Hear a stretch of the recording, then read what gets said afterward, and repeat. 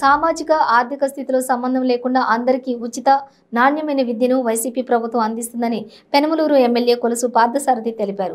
విజయవాడలో నిర్వహించిన విలేకరుల సమావేశంలో ఆయన మాట్లాడారు. సీఎం జగన్మోహన్ రెడ్డి నాయకత్వంలో రాష్ట్రంలోని విద్యా వ్యవస్థలో విప్లవాత్మక మార్పులు వచ్చాయని ఎమ్మెల్యే అన్నారు.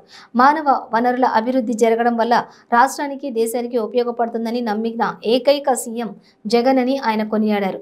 ఇక చంద్రబాబు జగన్ లక్ష్యంలో తేడా ఉందని దానిని రాష్ట్ర ప్రజలు గమనించాలని ఎమ్మెల్యే కోరారు. రాజకీయ నాయకులు ఇచ్చే హామీలన్నీ కూడా నీటి మీద రాతలే అని నమ్ముతున్న రోజుల్లో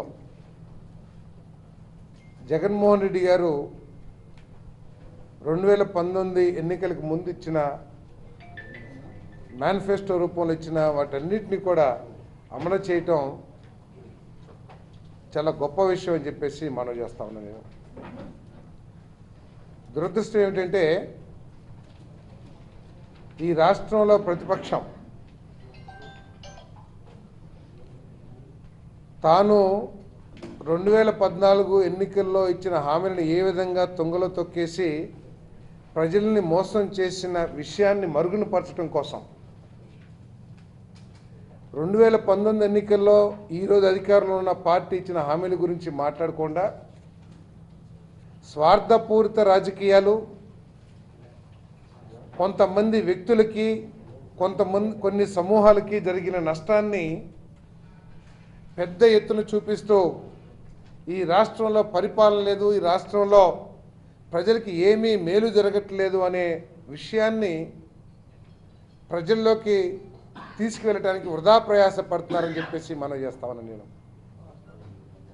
దేశంలో అనేక రాష్ట్రాల మంత్రులు కానివ్వండి, దేశంలో అనేక రాష్ట్రాల ఉన్నతాధికారులు కానివ్వండి, ఈ రాష్ట్రానికి వచ్చి ఈ రాష్ట్రంలో జరుగుతున్న విప్లవాత్మకమైన మార్పులు విద్యారంగంలో కానీ, వ్యవసాయ రంగంలో కానీ, లేదా పరిపాలన రంగం సచివాలయాలు కానీ వీటన్నిటినీ ప్రత్యక్షంగా చూసి వాటి పనితీరును తెలుసుకుంటున్న రోజుల్లో ప్రతిపక్షం వాటన్నిటినీ మరుగునపరచడం కోసం, ఈ దేశంలో 80% మంది ప్రజలకు జరుగుతున్న మేలుని మరుగునపరచడం కోసం, దాన్ని కప్పేయటం కోసం లేనిపోని అల్లర్లు, వర్గ విభేదాలు లేదా క్షుద్ర రాజకీయాలు చేస్తూ పబ్బం గడుపుతుందని చెప్పేసి మనం చేస్తా ఉన్నాను.